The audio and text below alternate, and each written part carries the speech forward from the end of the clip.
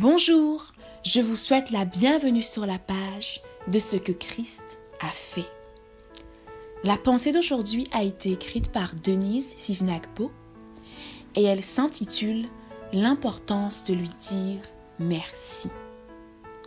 Il y a quelques semaines, mon mari et moi, nous avions à organiser un événement et nous avons été les témoins de l'implication d'une équipe dévouée de bénévoles, amis et familles.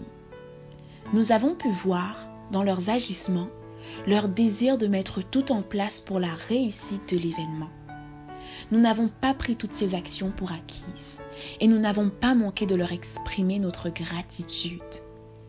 Si des fois, il peut nous arriver de prendre pour acquis des actions faites par des gens à notre rencontre, avec le Seigneur, nous faisons aussi la même chose.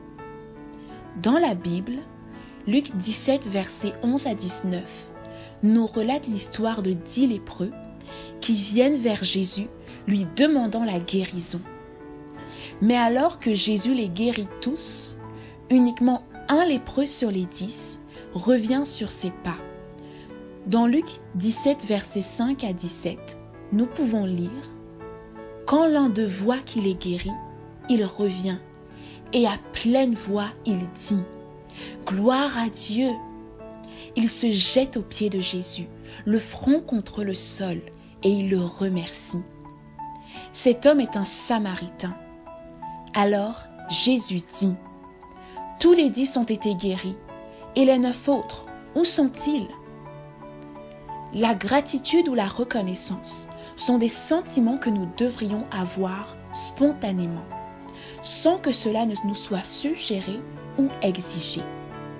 Notre reconnaissance est d'autant plus importante quand elle est destinée à Dieu. Elle lui convient. En effet, nous n'avons peut-être pas conscience de tout ce qu'il fait pour nous quotidiennement, mais les raisons de lui exprimer notre gratitude sont infinies. Le psaume 121, verset 5, nous rappelle qu'il reste fidèle dans son rôle de protecteur. On lira « Car celui qui te garde ne sommeille jamais. Non, jamais il ne dort, jamais il ne sommeille, le gardien d'Israël.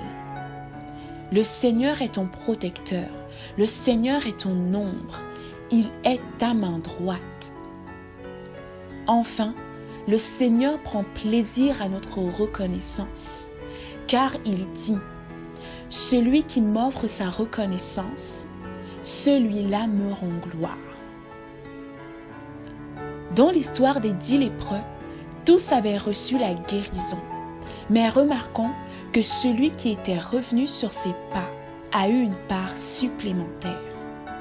Et dans Luc 17 au verset 19, Jésus dit au Samaritain « Lève-toi, va, ta foi t'a sauvé. » Nous constatons donc que la reconnaissance entraîne aussi des bénédictions.